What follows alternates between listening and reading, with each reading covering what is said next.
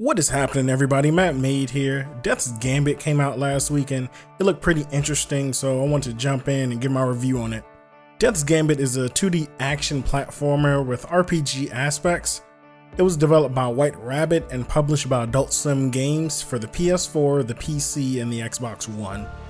For my review, I'll play through the PS4 version. The story of Death's Gambit is told in bits and pieces. When you start, you find yourself resurrected to do Death's bidding. You don't know why Death has chosen to bring you back to life. However, when you do come to, another person lizard thing, this guy Vrail helps you out and then walks off. You're then told by Death that you two have a contract and he sets you off on your journey to piece everything together. In Death's Gambit, you're able to choose from 7 different classes. The Soldier, which is balanced, the Assassin, who's fast and nimble, the Blood Knight, who's straight offense, the Wizard, which is your ranged class, the Noble, who has pretty decent reach, the Sentinel, who is pretty much a Blade Master, and the Acolyte of Death, who worships Death and has this sweet scythe. Each of these classes comes with their own stats and weapons that they can equip, on top of which everyone has a kind of skill they can use that allows them to build up soul, energy that's used to do special attacks. There's also a bit of a skill system that you put talent points in. These talent points are what you get when you defeat enemies, and they can be used to make yourself stronger and to learn new talents. Side note, there is a dude named Fink in the beginning of the game. He's trying to sell you some items, and if you just leave, which I don't see why you wouldn't because his items are useless, he will attack you. He's super weak and not a challenge at all, but it was odd and kind of funny, so I thought I'd just mention it here. Also, he'd try to kill you at random intervals and you don't really ever defeat him. It's really funny. Anyway, back on topic. There was an issue with the storytelling. When you die, and you'll die a lot, you will sometimes see glimpses of the past or be put into a weird kind of limbo. You cannot control these, nor will you know when they occur. They simply happen at random, or what appears to be at random. And if you're at a boss and you really just want to get back into the fight, this really can break the immersion of the game. If these were controlled or were shown in a different way, then I probably wouldn't have had as much of a problem with them. Though seeing Death in an apron was pretty funny and out there. The visuals of Death's Gambit are nice. All the character sprites look cool and are interesting, and the backgrounds in different areas are all unique and vibrant. It's really a good looking pixel game. However, when it comes to the movements and motions of those characters, they can come off feeling a bit clunky and jagged. Hell, they come off looking like the guys over at South Park phoned it in at times. The animations look like they have too few frames of motion, and this is really jarring when you're trotting along in your big blue avatar horse thing. And this really sucks, because other than that, the characters and backgrounds are on point. There are even large lumbering things, as well as small rodents and creatures moving about, giving the world life and making it seem interesting. Each character had personality and felt like they had a reason for doing whatever it was you found them doing, and the bosses felt like they had reasons for fighting you. The characters' motivations and personalities really shone through. The gameplay in Death's Gambit was interesting. It wasn't so much that the control scheme was bad, it was more that the execution of those controls felt odd and sluggish. When you jump, you have to press the direction you want to go in, and if you accidentally let go, then you'll drop like a rock. The game seems to not keep any type of momentum during jumps, and there were many times where I would jump and forget to hold the direction all the way through. This would result in me being just short of many ladders and having to run back and try again. When you die, you drop an item called a Phoenix Plume. Now, these plumes act as healing items, and dropping them forces you to either backtrack to retrieve it or paying to reclaim it. Many times you'll die in a boss room and the plumes are dropped in that boss room, or in really unforgiving areas, which sucks. These Phoenix Plumes are helpful and have 2 different uses.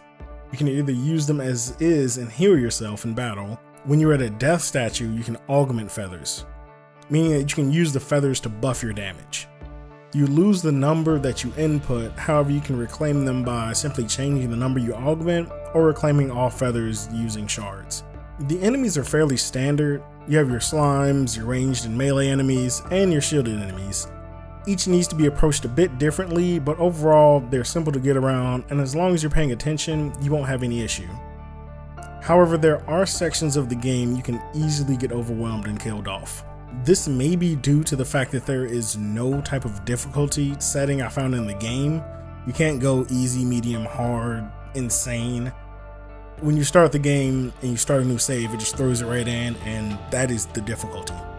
It's not changeable at all. As you progress through the game, you gain special attacks that you can use to put really big damage on enemies.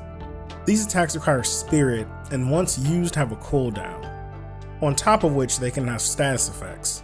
From inflicting bleed or stunning enemies, if you don't have enough spirit for these moves, you can build it by beating on enemies and using your character's specific skills. However, spirit does start to drain over time. In order to keep it up, you'll need to constantly be hitting enemies or the boss. Speaking of bosses, they are tough. They each have a ton of health and do massive damage, so you die a lot. Death and persistence are the name of the game, and getting enough shards to level up and learning the boss's movements and cycles are key to winning. This is where it really feels like Dark Souls. Yep, another game that feels just like Dark Souls. Dark Souls Light, maybe? Once you do finally conquer a boss, you feel like a god, like you can take on anything. Until the next section just puts you in the dirt and you have to start the grind all over again. The major thing that I love about this game is that each death is counted and acknowledged. When you die to a boss for the first time and then go to fight them again, they're actually surprised that you're back. They know that they killed you and are very confused and angry that you came back from the dead. Each boss is located in their own area, and each area is completely different. All the areas are connected by a central hub, and while exploring these areas, you can find tomes for that particular boss. Finding these tomes makes the fight a lot easier and gives you perks such as increased damage or taking less damage from the boss. These are definitely worth looking for and can save you a lot of frustration. When leveling, you have a choice about what stats to boost. From vitality to finesse, depending on which character you picked, you'll know what you need to increase and what isn't as important for progression. In order to level yourself up, you'll need to get shards. These shards can be collected from killing enemies and bosses, and then you need to go to a death statue. There you can spend your shards on whatever stat you wish to boost. It's tried and true RPG leveling. Overall, the characters in Death's Gambit really bring the world to life and give it uniqueness. There are many instances of characters interacting and you getting a sense of the state of the world and what all is in it.